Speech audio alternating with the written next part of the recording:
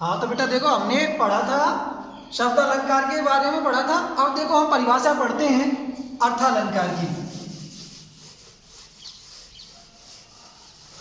अर्थालंकार पढ़ते हैं, देखो नंबर 2 डाल दें आप सेकंड। अर्थालंकार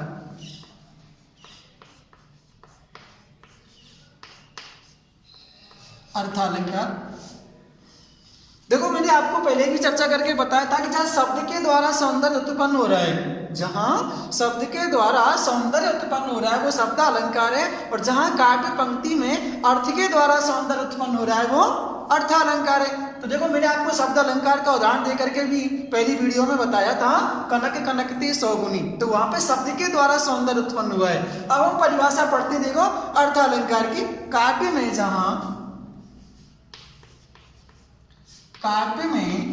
जहाँ अर्थ के द्वारा, काव्य में जहां अलंकार का सौंदर्य, काव्य में जहां अलंकार का सौंदर्य, अलंकार का सौंदर्य अर्थ में निहित होता है। किसमें निहित होता है? अर्थ में निहित होता है। अर्थ में निहित होता है। काव्य में जहां अलंकार का सौंदर्य अर्थ में निहित होता है, अर्थात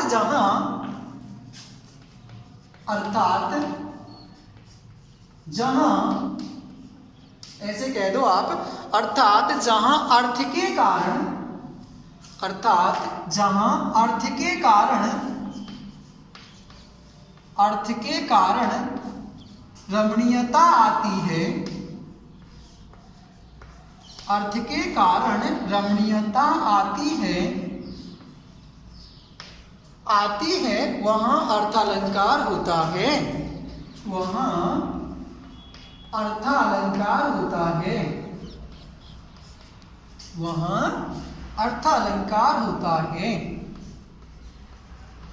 कहने का तात्पर्य यह है कि जब काव्य पंक्ति में अर्थ के द्वारा सौंदर्य उत्पन्न हो रहा है, जब काव्य पंक्ति में अर्थ के द्वारा सौंदर्य उत्पन्न हो रहा है, अर्थ के द्वारा चमत्कार उत्पन्न हो रहा है, अर्थ के द्वारा काव्य पंक्ति में रमणीयता आ रही है, वहां पे कौन सा होगा? अर्थालंकार होगा। जैसे देखो उदाहरण से समझिए आप, जैसे छिटक रही है मुख मयंक से, जैसे छिटक रही है मुख मयंक से, छिटक रही है मुख मयंक से स्मृति की विधुरेखा, स्मृति की विधुरेखा।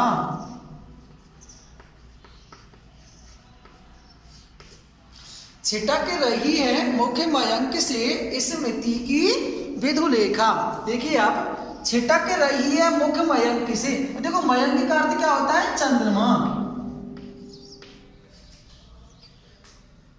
विधुलेखा मान होती है चांदनी, विधुलेखा का अर्थ क्या होता है? चांदनी। स्मृति का अर्थ होता है मुस्कान, और छिटक रही का अर्थ कह दो आप झर रही है, झर रही है। अब देखिए आप, पहले अलंकार में हम कह रहे थे कि शब्द के द्वारा चमत्कार उत्पन्न हो रहा है। किसके द्वारा? शब्द के द्वारा। और यहाँ पे अर्थ के द्वारा चमत्कार उत्पन्न हो रहा है। छिटक रही है मुख मयंक से स्मृति की विधुलेखा, अर्थात ऐसे कह दो चंद्रमा रूपी मुख से, किससे? चंद्रमा रूपी मुख से चांदनी रूपी मुस्कुराहट झर रही है, बिखर रही है। तो कहने का मतलब है अर्थ से यहाँ पे सौंदर्य उत्पन्न हो रहा है। किससे? यहाँ पे अर्थ के द्वारा सौंदर्य उत्पन्न हो रहा है, इसलिए यहाँ पे कौन सा अलंकार होगा? अर्थालंकार होता है। जहां काव्य पंक्ति में अर्थ के द्वारा सौंदर्य उत्पन्न होता है वहां पे अर्थालंकार होता है। इन शब्दों का देखो अर्थ करके हमने देखा है, तो अर्थ से भी सुंदरता वही आई है। चंद्रमा रूपी मुख से चांदनी रूपी मुस्कुराहट झर रही है, तो यहाँ अर्थ के द्वारा सौंदर्य उत्पन्न हुआ, इसलिए अर्थालंकार होगा। तीसरे की बात कर रहे थे, देखो उभय अलंकार की। उभय का अर्थ क्या होता है? दोनों। और दोनों का मतलब क्या है? शब्द अलंकार और अर्थ अलंकार, दोनों के द्वारा जहां सौंदर्य उत्पन्न हो रहा है वो कैसा होगा? अर्थ उभय अलंकार होगा। देखो उभय अलंकार,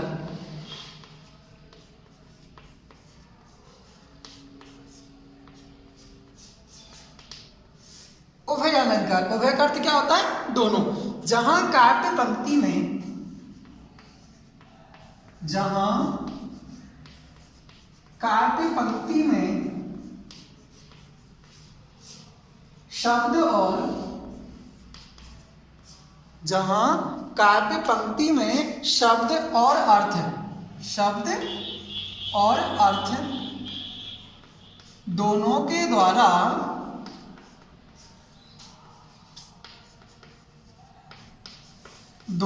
द्वारा सौंदर्य उत्पन्न होता है,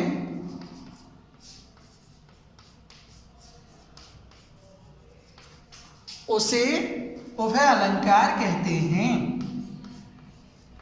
उसे उभय अलंकार कहते हैं।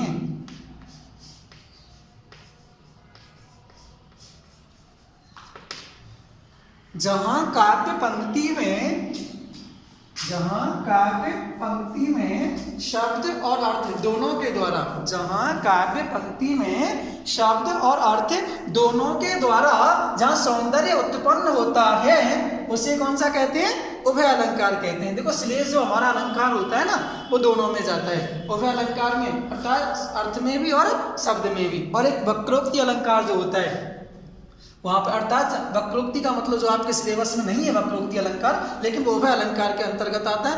ये उभय अलंकार भी हमारे सिलेबस में नहीं है, इसलिए हम इसकी चर्चा नहीं करते हैं। देखो वैसे मैं आपको समझा देता हूं, उभय अलंकार जहां शब्द अर्थ दोनों के द्वारा, अर्थात वक्रोक्ति जो हमारा एक अलंकार होता है वो दोनों में जाता है। वक्रोक्ति का मतलब क्या होता है? जहां पे वक्ता की बात का श्रोता जानबूझ करके दूसरा अर्थ ग्रहण करे, जहां वक्ता की बात का श्रोता जानबूझ करके दूसरा अर्थ ग्रहण करता है, वहां पे उभय अलंकार, वक्रोक्ति अलंकार होता है। कौन सा होता है? वक्रोक्ति अलंकार होता है। कित गो कित गिरजा बलि के द्वार गयोरी, अर्थात कहने का मतलब है कि लक्ष्मी जी और पार्वती, गिरजा माने पार्वती, लक्ष्मी जी पार्वती जी से कह रही हैं कि कित गो गिरजा, अर्थात वो कित गो गिरजा, अर्थात कहने का तात्पर्य है कि लक्ष्मी जी पार्वती वहां से कह रही हैं कि कौन? शिव जी के लिए कह रही हैं कि कित गया वो भिखारी। तब लक्ष्मी पार्वती जी जानबूझ करके दूसरा अर्थ दे रही हैं, गयो बलि के द्वार गयो, मंगन गयो बलि के द्वार, अर्थात बलि के द्वार मांगने गए। तो बलि के द्वार मांगने कौन गए थे? भगवान विष्णु गए थे, इसलिए वहां पे जानबूझ करके दूसरा अर्थ निकाल के दे रही है, वहां पे वक्रोक्ति अलंकार होता है। और वक्रोक्ति अलंकार उभय अलंकार के अंतर्गत आता है, जो हमारे सिलेबस में नहीं है, इसलिए हम इसकी चर्चा नहीं करते। अब देखिए यहां से हमारी चर्चा आगे शुरू होती है अपने अलंकारों की, और उसमें हम पहला ही पढ़ते हैं शब्द अलंकार। और शब्द अलंकार के अंतर्गत पहला ही आता है अनुप्रास अलंकार। अब यहां से हम चर्चा करेंगे शब्द अलंकार के भेदों की। और देखो शब्द अलंकार के जो भेद हैं, उन भेदों में पहला ही पढ़ेंगे, नंबर 1 डाल देते हैं हम, शब्द अलंकार के भेद।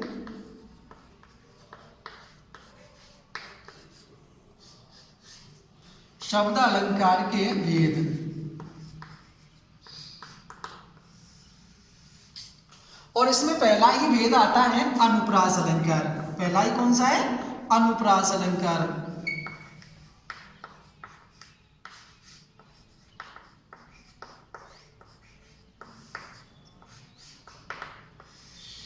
अनुप्रास अलंकार पहला ही भेद पढ़ेंगे हम, अनुप्रास अलंकार। देखिए अनुप्रास अलंकार क्या है? अनुप्रास 3 शब्दों से बना है। देखो 3, अनु, प्रय और आस। अनुप्रास है, अनुप्रास शब्द 3 शब्दों से, वर्णों से बना है, जिसमें अनु, प्रय और आस। देखो अनु का अर्थ होता है बार बार, अनु का अर्थ क्या होगा? बार बार। प्रय का अर्थ होता है अधिकता, प्रय का अर्थ क्या होगा? अधिकता। और आस का अर्थ होता है रखना या आना या बैठना, रखना, आना या बैठना।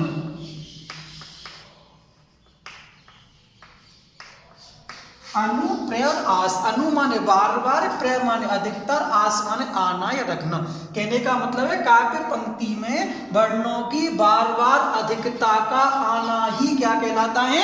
अनुप्रास अलंकार कहलाता है। काव्य पंक्ति में वर्णों की बार बार अधिकता का आना ही क्या कहलाता है? अनुप्रास अलंकार कहलाता है। या आप ऐसे कह सकते हो, काव्य पंक्ति में जब एक या एक से अधिक वर्ण, काव्य पंक्ति में जब एक या एक से अधिक वर्ण क्रमबद्ध रूप से आते हैं तो वहां पे कौन सा अलंकार होता है? अनुप्रास अलंकार होता है। एक क्रमबद्ध तरीके से कैसे आते हैं? क्रमबद्ध तरीके से जहां पे आते हैं वहां पे अनुप्रास अलंकार होता है। और देखो अनुप्रास अलंकार के भेद, अलग अलग विद्वानों ने अनुप्रास अलंकार के अलग अलग भेद माने हैं। 4 भी होते हैं, 5 भी होते हैं, 6 भी होते हैं, लेकिन हम मुख्यतः 4 भेद पढ़ते हैं। अनुप्रास के जो 4 भेद हैं वो छेकानुप्रास, वृत्त्यानुप्रास, श्रुत्यानुप्रास और अंत्यानुप्रास होता है। कुछ विद्वान लाटानुप्रास भी मानते हैं और एक छठवा भी भेद आ गया अंत्यानुप्रास का। कौन सा है? अंत्यानुप्रास करता है, एक नया भेद और आ गया है। तो 4 भेद तो हम पढ़ते ही हैं, छेकानुप्रास, वृत्त्यानुप्रास, अंत्यानुप्रास और श्रुत्यानुप्रास। 5वां कौन सा है? लाटानुप्रास होता है। समझ गए बात है? तो लाटानुप्रास भी होता है। तो लेकिन हम 4 ही भेद मुख्यतः पढ़ते हैं, छेकानुप्रास, वृत्त्यानुप्रास, श्रुत्यानुप्रास और अंत्यानुप्रास। अब देखिए पहले हम इसकी परिभाषा पढ़ते हैं अनुप्रास अलंकार की।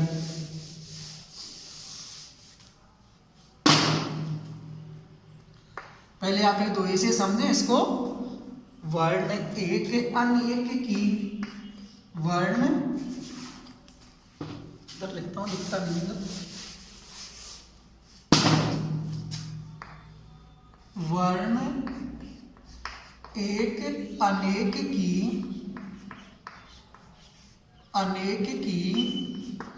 आवृत्ति क्रम से होए।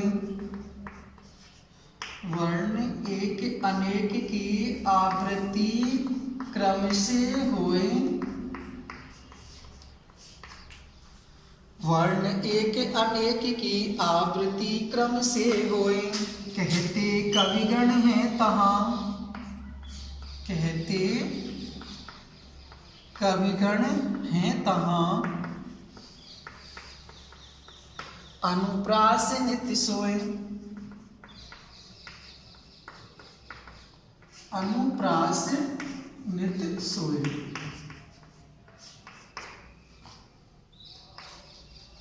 वर्ण एक अनेक की आवृत्ति क्रम से हुए, कहते कविगण हैं तहां अनुप्रास नित सोए। अर्थात काव्य पंक्ति में जब एक या एक से अधिक वर्णों की निश्चित क्रम में जहां आवृत्ति होती है वहां पे कौन सा अलंकार होता है?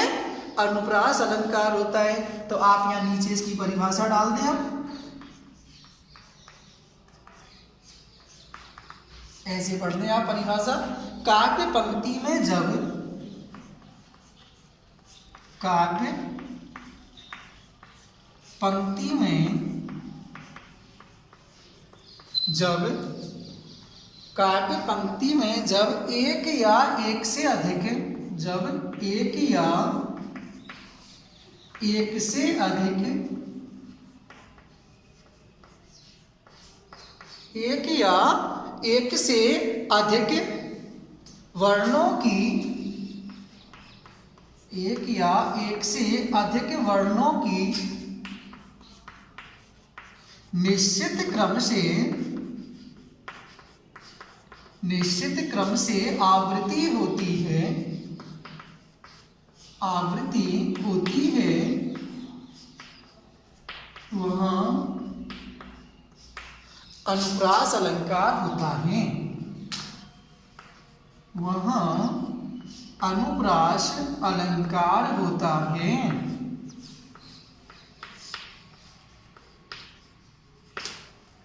काव्य पंक्ति में जब एक या एक से अधिक वर्णों की निश्चित क्रम से आवृत्ति होती है तो वहाँ अनुप्रास अलंकार होता है। जैसे देखो, जैसे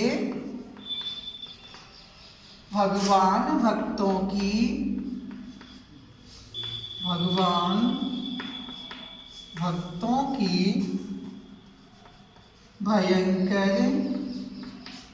भूरी भीति भगाइए।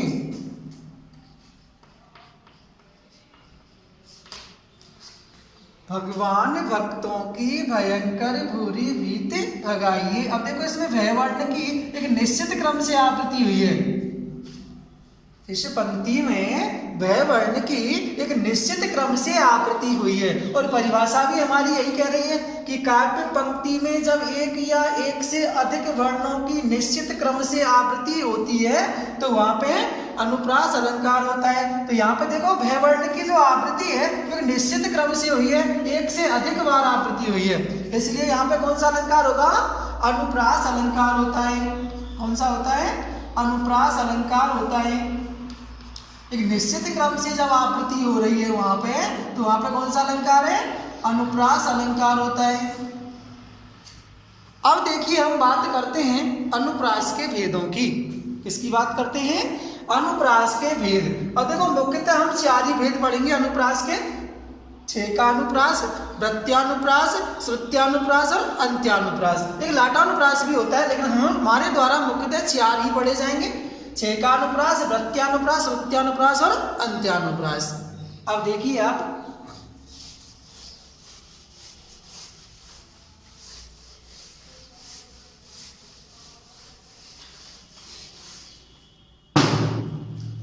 पहला ये अपना देखो छेकानुप्रास। कौन सा है भैया? छेकानुप्रास।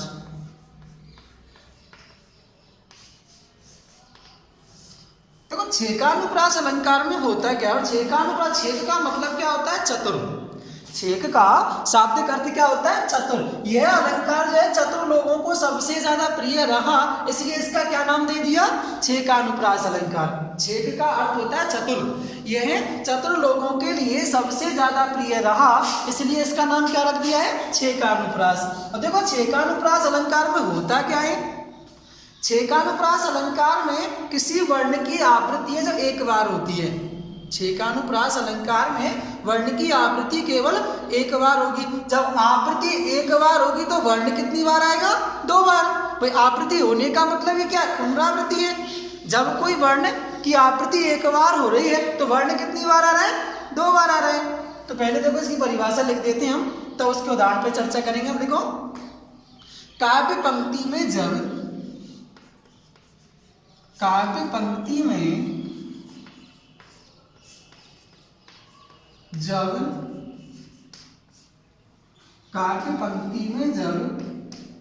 वर्णों की आवृत्ति, काव्य पंक्ति में जब वर्ण की आवृत्ति केवल एक वर्णों की आवृत्ति केवल एक बार, ध्यान रखना वर्णों की आवृत्ति केवल एक बार। जब आवृत्ति एक बार होगी तो वर्ण कितनी बार आएगा? वर्ण 2 बार। इसको आप कोष्टक में लिख दें।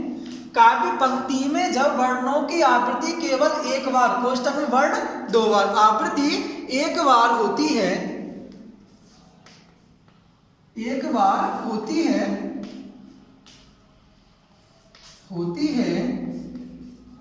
वहां छेकानुप्रास अलंकार होता है। वहां छेकानुप्रास अलंकार होता है। काव्य पंक्ति में जहां वर्णों की आवृत्ति केवल एक बार, अर्थात वर्ण कितनी बार आएगा? 2 बार। वर्ण 2 बार आता है, वहां पे कौन सा अलंकार होगा? छेकानुप्रास अलंकार होता है। जैसे देखो, जैसे हम उदाहरण की बात करते हैं, जैसे देखो अति आनंद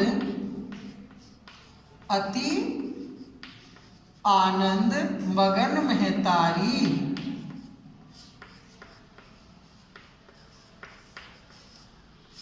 अति आनंद मगन महतारी। अब देखो इसमें ए वर्ण की जो आवृत्ति है वो कितनी बार हुई है? एक बार। आवृत्ति एक बार हुई है, वर्ण कितनी बार आए हैं? 2 बार। परिभाषा में मैं आपको बार बार बता रहा हूं कि काव्य पंक्ति में जब वर्णों की आवृत्ति केवल एक बार होती है और आकृति जब एक बार होगी तो वर्ण कितनी बार आएगा? 2 बार। अब देखो इसमें वर्ण 2 बार आए हैं, आकृति कितनी बार हुई है? सिर्फ 1 बार। मैं वर्ण की आकृति कितनी बार हुई है? 1 बार। आकृति 1 बार हुई है, वर्ण कितनी बार आए हैं? 2 बार। तो जहां पे आकृति केवल 1 बार है रही है, आकृति जहां केवल 1 बार होती है और वर्ण आकृति जब 1 बार होगी तो वर्ण कितनी बार आएगा? 2 बार आएगा। तो जब वर्ण 2 बार आ रहा है, आकृति केवल 1 बार हो रही है, तो वहां पे कौन सा अलंकार होगा? 6 का अनुप्रास अलंकार होगा। कौन सा होगा? 6 का अनुप्रास अलंकार। जैसे देखो, पास प्रियतम आन बैठो जीर्ण जीवन नाव में, जीर्ण जीवन नाव में। पास प्रियतम आन बैठो जीर्ण जीवन नाव में। अब देखो पे वर्ण की आकृति कितनी बार हुई है? 1 बार। पे वर्ण की आकृति 1 बार हुई है। जय वर्ण की आकृति केवल 1 बार हुई है, तो वहां पे कौन सा अलंकार होगा? 6 का अनुप्रास अलंकार होगा। जब काव्य पंक्ति में किसी वर्ण की आवृत्ति केवल 1 बार होती है, अर्थात वर्ण 2 बार आता है, वहां पे 6 का अनुप्रास अलंकार होता है। पास प्रियतम आन बैठो जीर्ण जीवन नाव में, कोई नायिका नायक से कह रही है कि हे प्रियतम, आप इस जीवन जीर्ण जीवन, जीर्ण माने कमजोर, असहाय अर्थात कमजोर जीवन रूपी कमजोर नाव में आकर के मेरे पास बैठ जाइए। तो यहाँ पे पे वर्ण की जो आवृत्ति है वो 1 बार हुई है। जय वर्ण की आवृत्ति भी एक क्रम से हो रही है। आवृत्ति कैसे हो रही है? क्रम से हो रही है। तो इसलिए यहाँ पे कौन सा अलंकार होगा? 6 का अनुप्रास अलंकार होगा। जैसे देखो और उदाहरण पढ़े हम, कानन कठिन भयंकर भारी, कानन कठिन भयंकर भारी,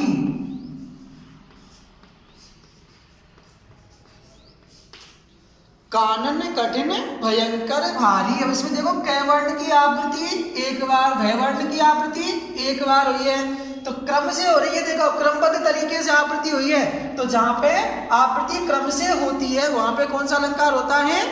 6 का अनुप्रास होता है। कौन सा होता है? 6 का अनुप्रास अलंकार होता है। जैसे देखो और उदाहरण देखो इसके,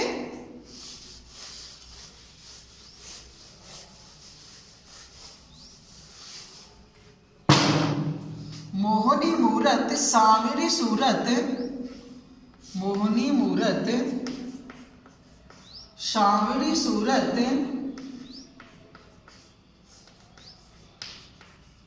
नैना बने विशाल, नैना बने विशाल। मोहनी मूरत सावरी सूरत नैना बने विशाल। अब इसमें देखो मैं वर्ण की आवृत्ति 1 बार हुई है, से वर्ण की आवृत्ति 1 बार हुई है, बे वर्ण की आवृत्ति 1 बार हुई है, इसलिए यहाँ पे कौन सा होगा? 6 का अनुप्रास।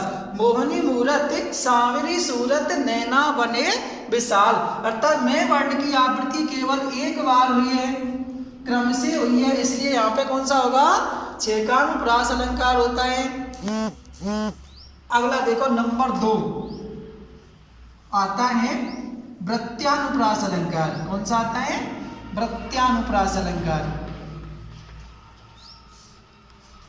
वृत्त्यानुप्रास अलंकार होता है, इसकी चर्चा भी देखो। वृत्त्यानुप्रास अलंकार की चर्चा अगले वीडियो में करेंगे हम। कल तीसरी वीडियो में अगली चर्चा करेंगे आपसे हम। वृत्त्यानुप्रास अलंकार पढ़ेंगे अगली वीडियो में। ठीक है भैया।